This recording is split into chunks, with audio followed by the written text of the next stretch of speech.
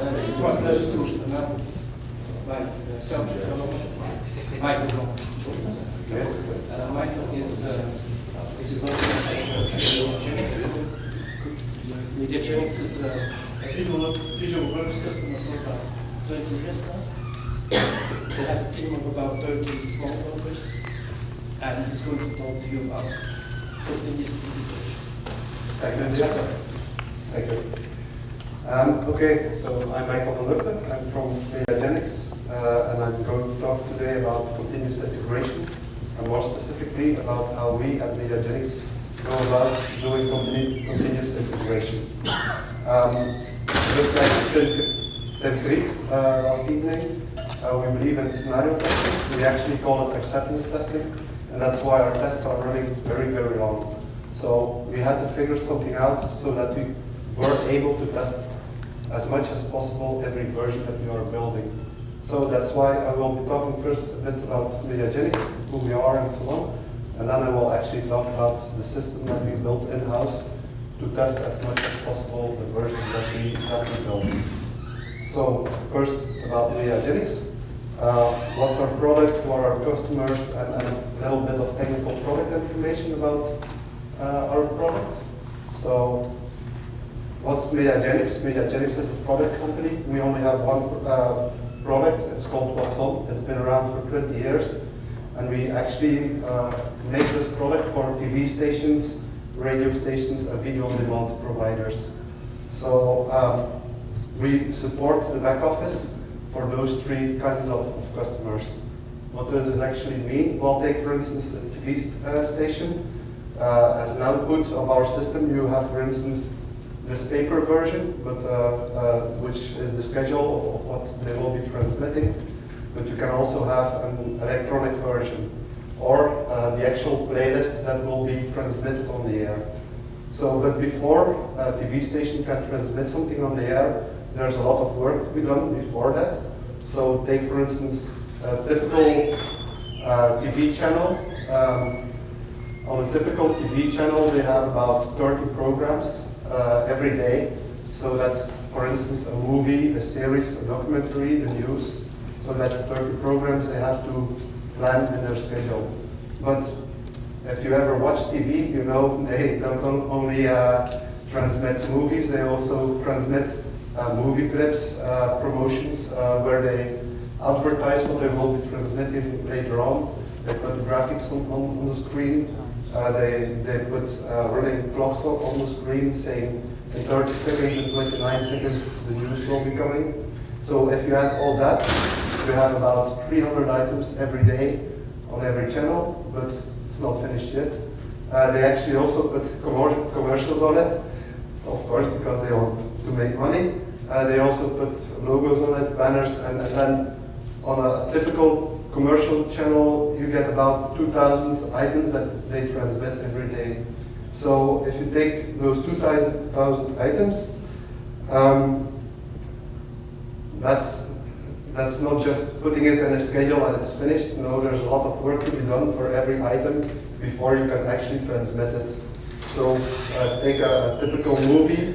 You can't go to the video store, take a DVD, put it in a DVD player, and then that's great, play and transmit it for the whole country. No, you need to buy the rights for it. You also need to get decent video material. DVD quality is not good enough. Sometimes you need to do subtitling because it's in English and you need to subtitle it in Finnish, or you want to dub it or you want to voice over it. You also need to be sure that the technical quality of your material is good enough. And so all of this has to be governed by the TV station. And that's where our product comes in. All these kinds of things are supported by our product. So if you would, for instance, take one TV program, one movie, to actually get this transmitted, you need about 3 weeks of work by one person to transmit it on the air. But of course, there's a lot of different people working on it. The rights are typically done by contract people. Technical assurance are done by technical people. Subtitling is mostly sent out to a different company, and we actually make it possible to arrange all these workflows together so that they can work on it like this. So that's about our product, our customers. In America, we have then Media and Fox, but we're mainly situated in Europe still. So take, for instance, YLE, which is a Finnish public broadcaster. They have 1,200 people working on our product. Well, that's actually the TV channel, TV station that has most users working in it. But on the other hand, MTV, for instance, MTV in Europe, manages 160 TV channels within our product. So that's quite a lot. Okay, that's about our product, our customers. I told you the product is called What's On, but actually, so if you have the product, every customer wants changes for themselves. So if you can actually say that we're selling, well, I didn't mention that we have over 30 customers, but we can actually say that we are selling 30 different products that are all ended on the same base product. So if for every customer, we do some modifications so that it's what they want. Okay. Well, for the company, we're 80 people. There's 26 Smalltalk software developers. There's still, even though we're doing continuous integration, there's 19 people in QA. We call them customer support analysts, and also project managers and so on, of course. A bit of technical product information about What's On. This is actually a count of last year at ASIC. Our application is actually What's On, written in Smalltalk and running on top of a relational database.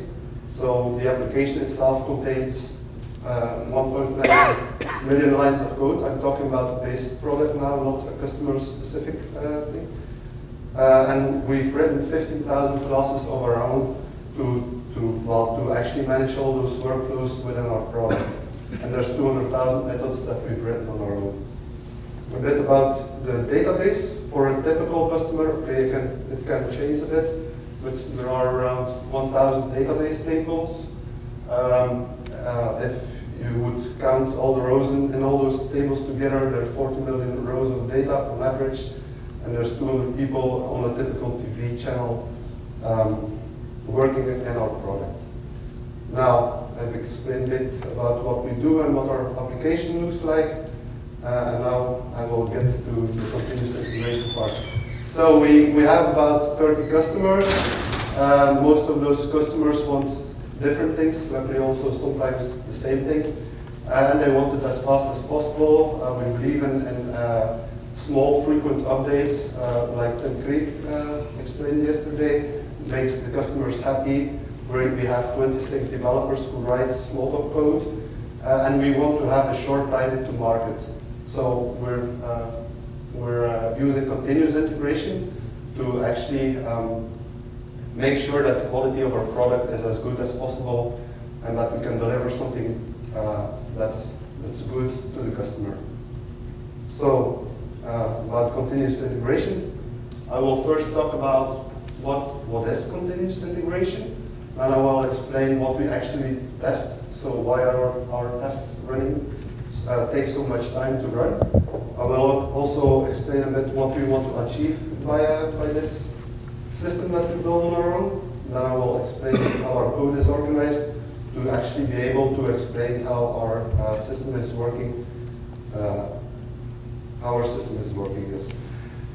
So if I have time, I will explain a bit about the Seaside interface that we've built upon it so that we can actually govern the continuous integration system, and that to reach the conclusion. Okay, so what is continuous integration? So I already explained that we believe in small frequent updates. So every developer is working on its own machine on a local image, and they release finished code very frequently, very small updates, so at least daily. And actually, if you look at our situation, we have around 70 integrations each day. So that actually also means that we're building 70 new versions each day of the product. Of course, not every version is ready for the customer, but we have 70 new versions every day. By integrating so frequently, we want to detect errors as soon as possible. So actually every integration is automatically built, so if we have a broken version, we want to detect this as soon as possible. And we also want to run all unit tests for every version that we're actually making. So that will actually also be automatically tested. So by doing all this, we want to reduce the integration problem, because we're always doing small steps and improving it a little bit and then going on to the next one. And like that, we want to be able to give a good version with new features in it as soon as possible. So what do we test? Well, the short answer is very simple: as much as possible. We do real unit tests, but the main part, the main time is actually spent on other things. We do also consistency checks. So take a customer, they have a module. We want to be sure that also the test packages for that module are in the image. If they have a certain module, it's possible that they shouldn't be having a different module. So all these checks, we also check them in the unit testing framework. And then actually the tests that take a long while, unit user interface tests, which typically calls scenario tests, but we call them acceptance tests actually.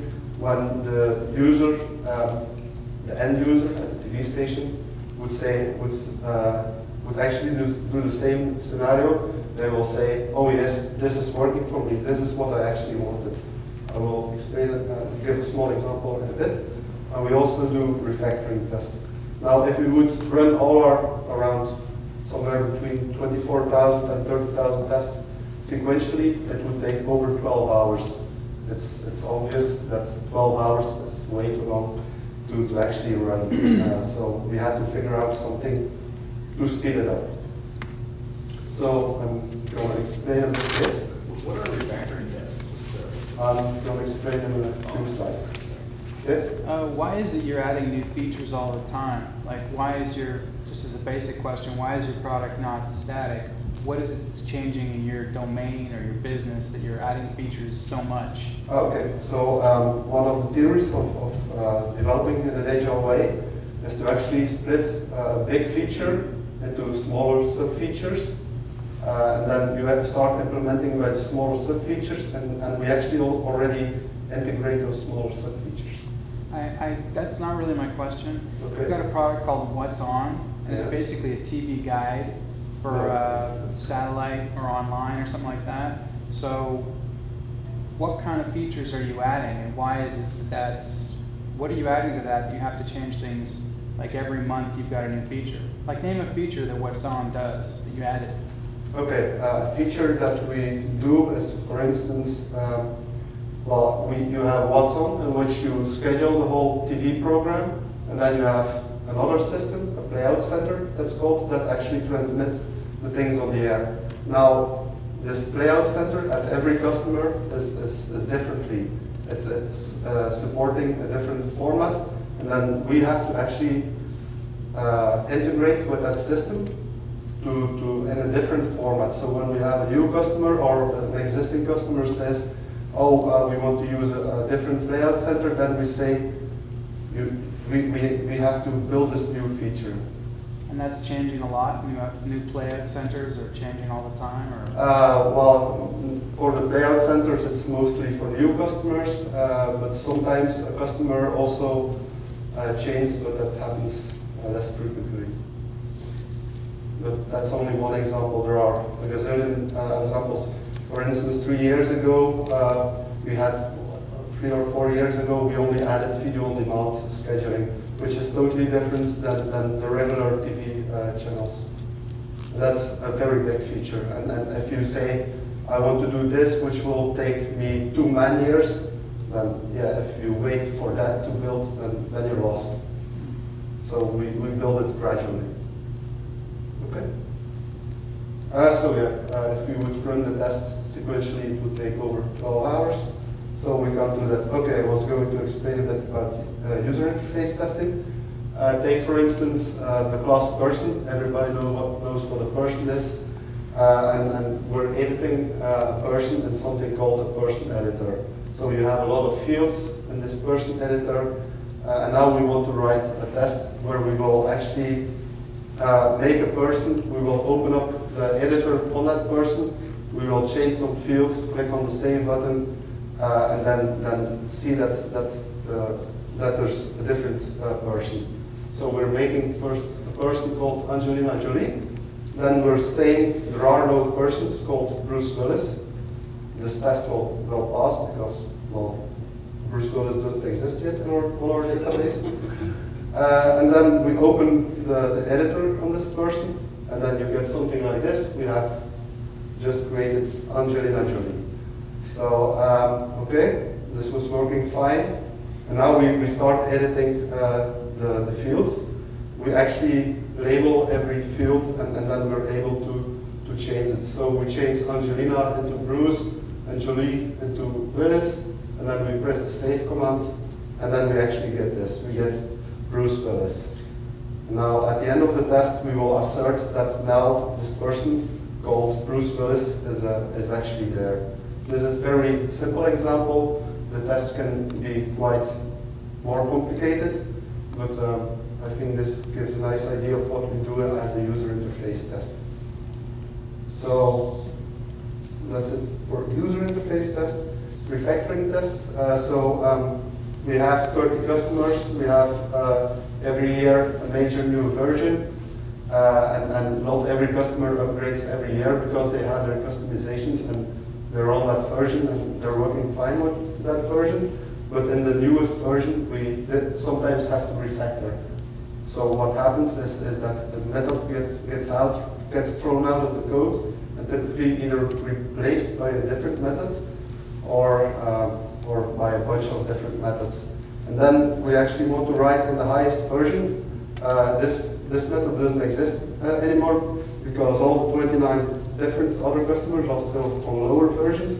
And when they upgrade to that version, they will see through this test, oh, I need to change something in the code.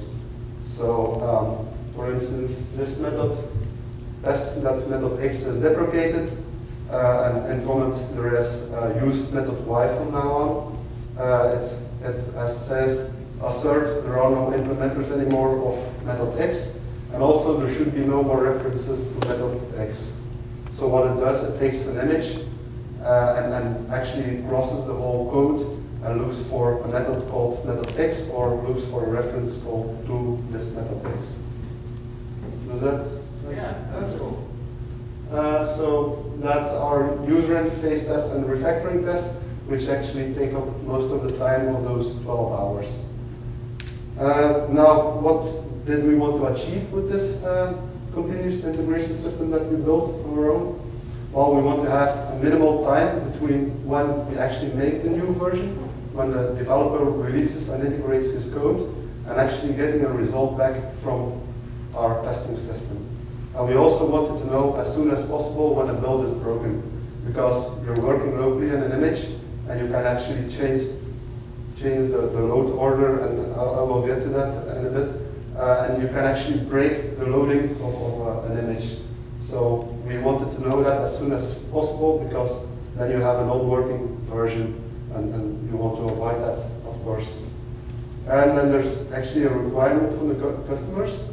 Whenever they have a priority 1 bug, they want to have a fixed version within a day. So if we would be running our test for 12 hours, we can't commit to this, because 12 hours is more than a working day. Priority 1 bug from a customer is typically that they aren't able to generate a playlist for what they want to transmit in a bit. That's really annoying, of course. Okay, there are some limitations. As I said before, our tests take actually way too long to run. That's because we're testing the real thing, as I call it, doing scenario tests or acceptance tests. And actually, when we start looking for a solution that we didn't find anything, so we started building it ourselves. Okay, I first have to explain a bit about how our code is organized. Our code is actually on a code repository from Visualworks Syncom. It's called Store, and Store is a relational database that contains all the code. So every code is actually on a package. So code meaning method definition, class definition, shared variables, and so on and so on. All the code is in a package. That package gets saved on Store with a version number, and then like that you can know which code is actually in your image. Several packages together form a bundle. So a bundle is just some packages together. Also a bundle has a version number, so if you load bundle X with version Y, you can actually see what's in it. And finally, several bundles together form something that we call the top bundle. Top bundle is actually a regular bundle, but for us it means something special because it contains all the code for one customer. We typically call it Watson testing XYZ, and XYZ is a reference to a customer. In the system browser, it would look like this. So on the top you have Watson testing NGX, the top bundle, which contains all the code for one customer, and then you have a bundle here, and eventually you get the packages with actually the code in it. Yes? Sir, what's a customer? Are these different cable companies or TV channels. different TV channels? Yeah, So like you've got- MTV, Fox, Netflix. Right. So each channel, each customer is a channel. Okay. Station. Each station is a channel, and they've got changes they need all the time. That's why you've got so many features they Yeah. need to create. Yeah. Okay, so one customer is one channel. Station. Yeah. Station has multiple channels, and yeah. But you have multiple stations that you're dealing with. Yes. He said 35, 35. is what he said. Oh, I'm sorry. I didn't catch that. Around 35. I lost count. So the one that name tag is the end. It grew big enough that. Oh, I had to go to the bathroom, so I didn't Yeah, see that. indeed. Sorry. 37. Okay, so that's how it looks in the system browser. And actually, when we built a separate screen for publishing the top bundle, which contains all the customer, which actually gave us a place to put some an extra dialogue in between. So where we can say we want to schedule the test for this customer or not. And I will get back to it in a bit, why this is important. So how does our current system actually work?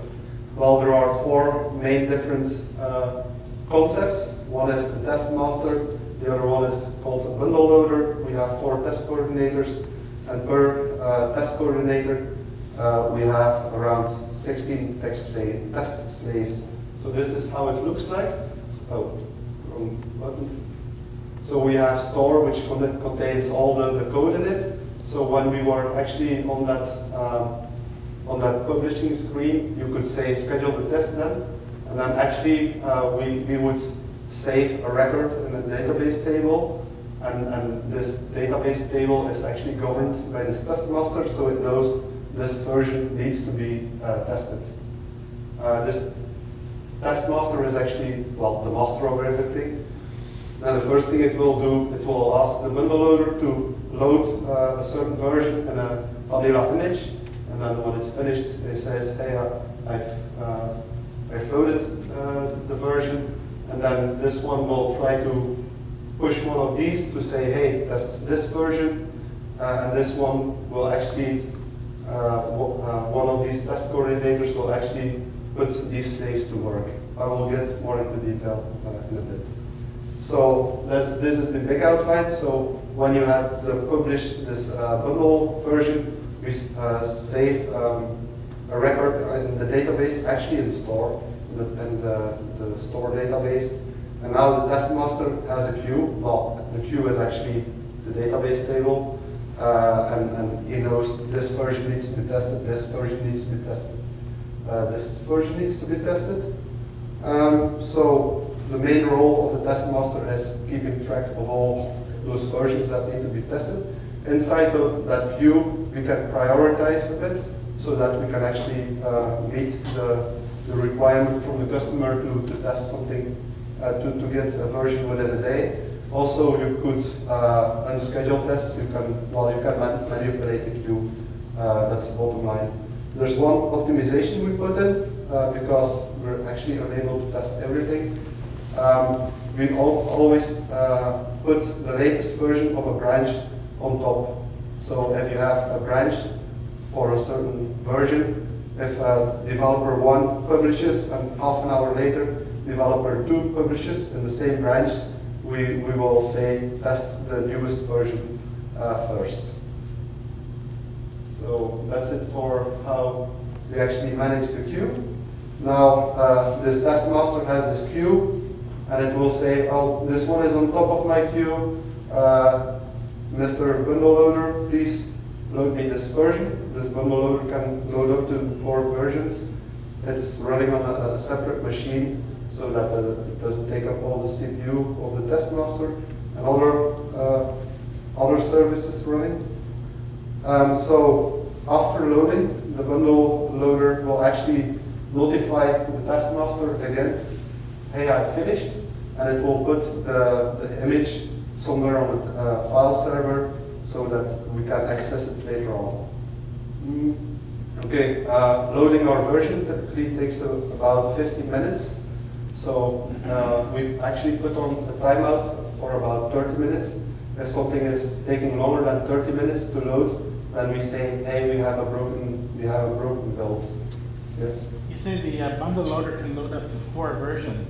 It Yes, can't load those in at the same time, can it? Or 4 versions of different packages? No, the bundle loader is a service running somewhere, Okay. and it will actually fire up a vanilla image and will instruct that vanilla image to load. Okay, so then you have multiple images and the bundle loader is running separately on each one. No, bundle loader is a controller that starts up the. Yeah, That's okay. that's a good way to put it. Yes, thank you. So if it takes longer than 30 minutes, we know we have a broken build. And then the developer needs to have a look at it as soon as possible. Okay. So now this task master knows it has a version that can be tested because the load has been, the version has been loaded from scratch. And now this task master will actually look for an available test coordinator.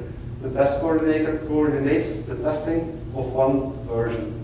So if one of those 4 are available, the test master will instruct that test coordinator to test version X, not to load version X. And then this test coordinator will do something with the test phase, which will I explain later. But also these test coordinators have a timeout. They run longer, if they take longer than 75 minutes to run all the tests, we actually know the testing has failed for this version. Okay, again, in favor of the priority 1 bugs, we added the possibility to nuke the tests, as we call it, to actually say, hey, stop immediately, it's time for a different version to be tested. Okay, so we're now at the test coordinator, which will actually start coordinating the test of the version. So on these tests that fail and they make this timeout, is that just because when it fails it just hangs, it won't proceed? Yeah. So for instance, someone put a breakpoint in it, a halt in it, it's calling, yeah. So we're at the test coordinator who has accepted that we will test a certain version. And now the first thing that we will order is against his 16 states, start making a database for this version. We can do that automatically. I won't go into detail for that because that's complicated.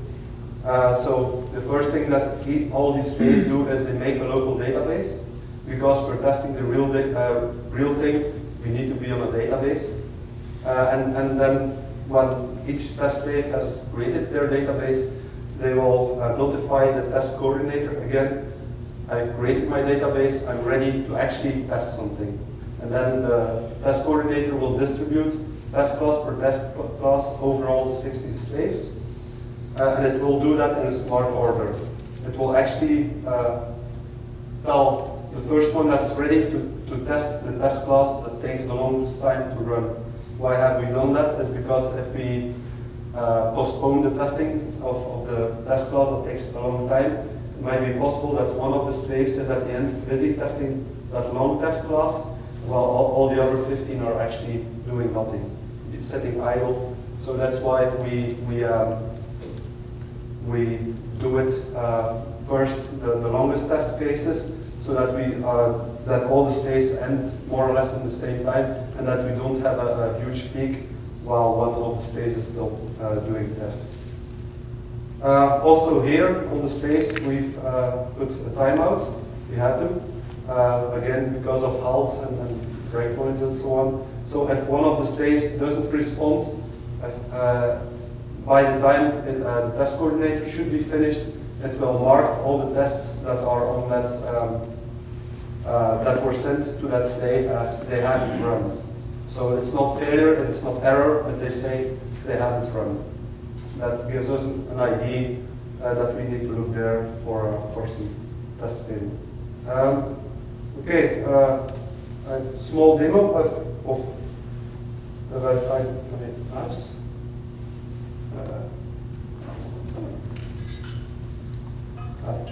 Wrong screen.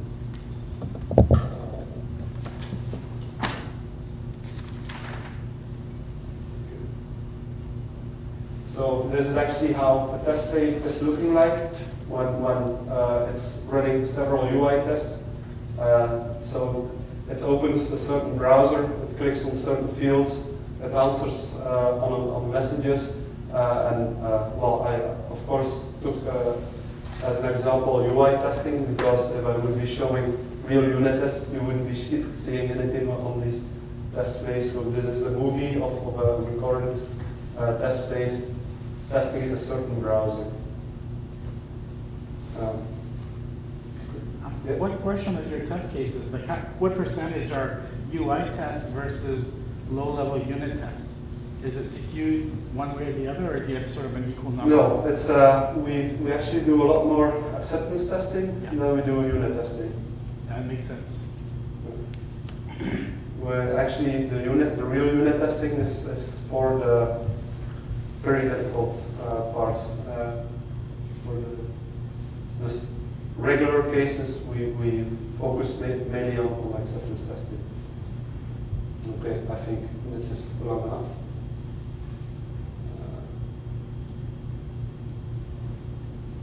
Okay. So after this test coordinator has distributed all the tests, gotten a result back from those test slaves, it will actually send a mail out to the developers group saying, hey, I've tested version this one. There were so many tests in the total. There were so many failures. There were so many errors. And there were actually also so many tests that haven't run.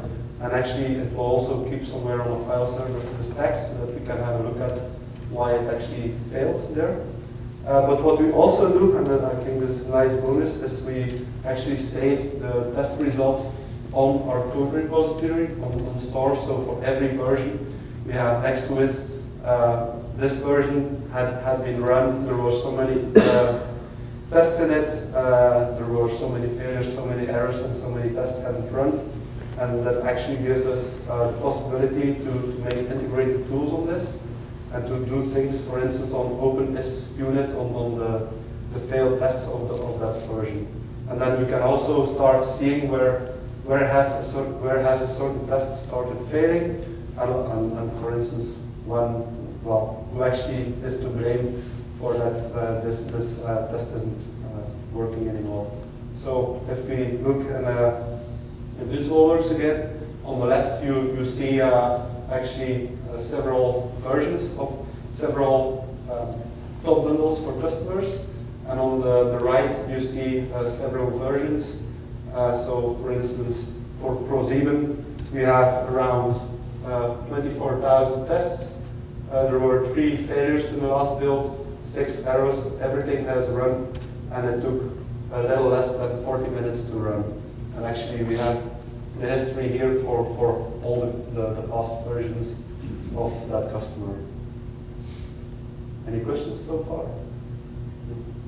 Okay, so all these things, well actually I forgot to mention that, but from here on, so after we put a record in the store database, from here on all the communication goes through OpenTalk messages.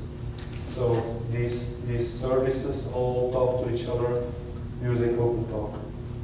But all these services run on rather anonymous servers, and that's why we actually built a C-side interface on it.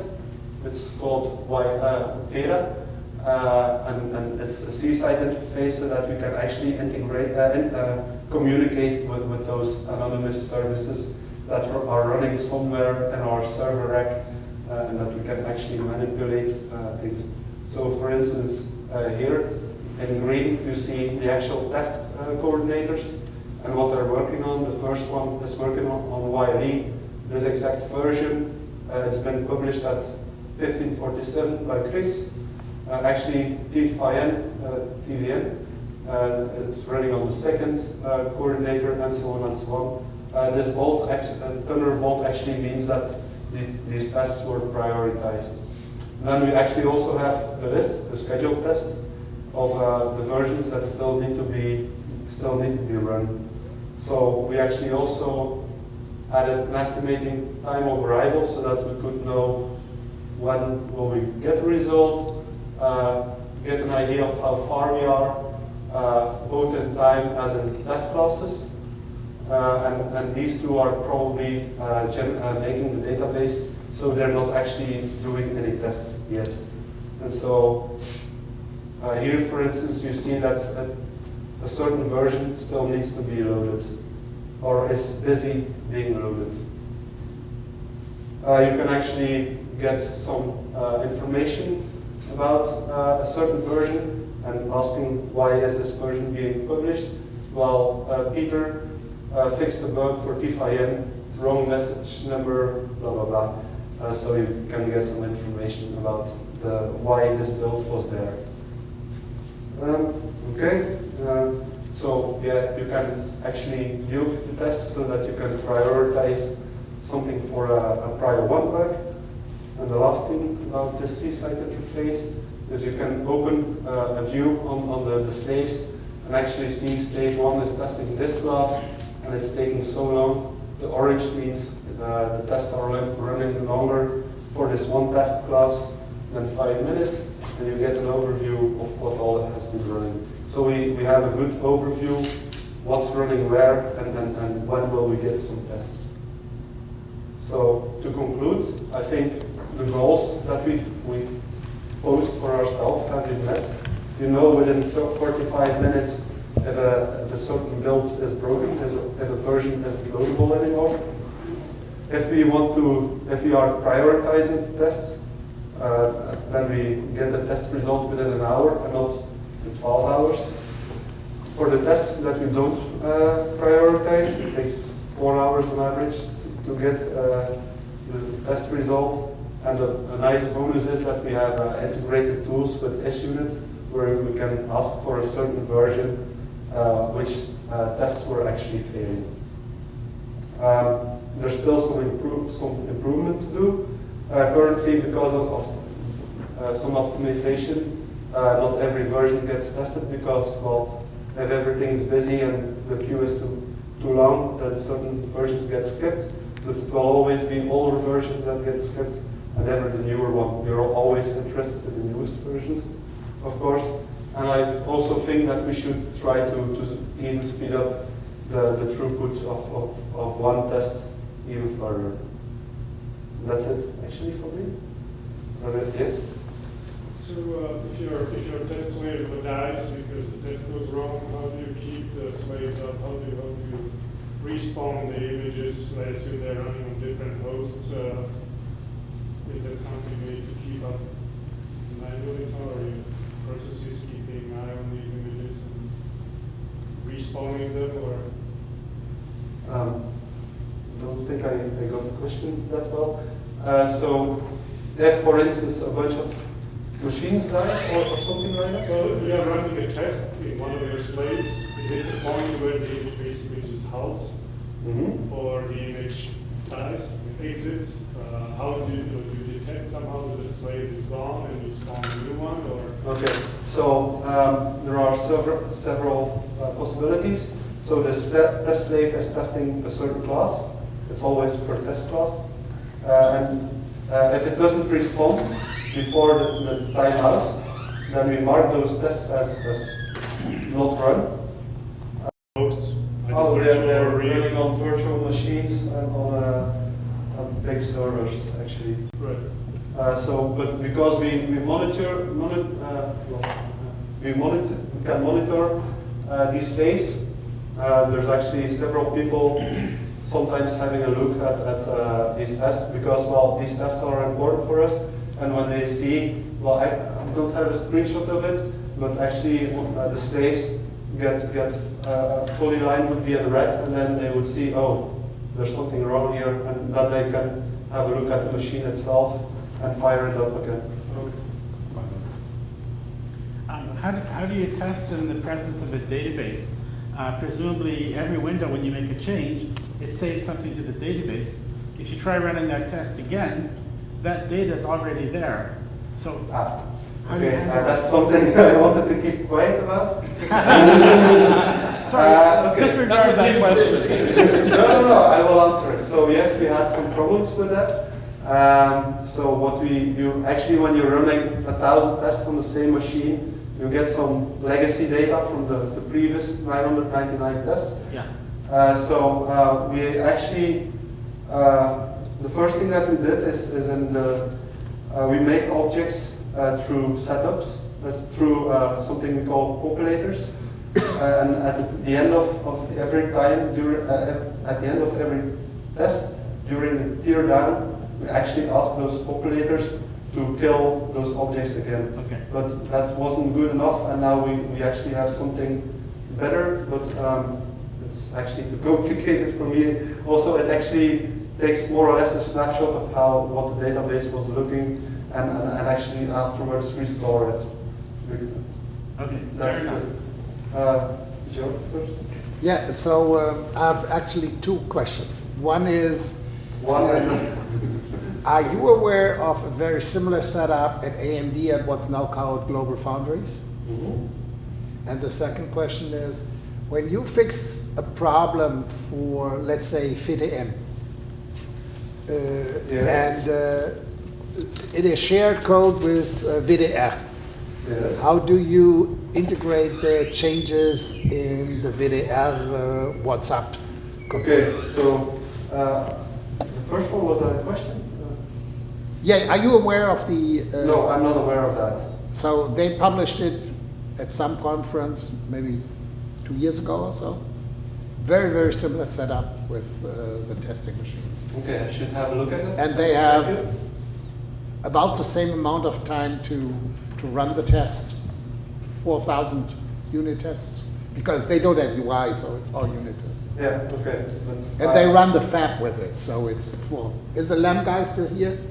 Yeah. Yeah, so I know it well. you know about that presentation. Oh, yeah, I'm sure. yeah. Okay, just give me some information about it afterwards. And the second question is actually about our version management control, how we do that actually. There is some overhead. If you test something for the one customer, yes, you might have to test it. Actually, First you have to do it for the other customer. yeah, of course. So because we actually try to only ship a version to the customer with 0 failing tests. So that's a part of the answer. So we shouldn't be shipping to a customer where there are tests failing. But when there's a bug that wasn't covered by a test yet, then we need to fix that bug, for instance. And then it depends on how the versions are related actually. So we have the base product, what's on, If it's in there, then the other customer will get it automatically. If it's in one of the customizations and the other one has a very similar customization, then it's getting tricky. Yes, Alexander? Yeah, I have a question like regarding the refactoring test. Like you have shown us like the implementers and senders, but do you have like some other test? Do we have? Can you test some other things such as dependency between packages, for example? As part of refactoring test. Well, you mean if you have, I only showed the simple example of it. So we can actually test if we have no implementers or no references, or actually only in that class or everywhere except in that class, also the same for a package, things like that. Okay, but just implementers and senders. I think so, yes. You cannot check like for the dependency between packages. I mean, you could say That's actually what we do in consistency checks. We don't call it refactoring test then. But we do that also, yes. Okay. No more questions, it seems. Thank you all.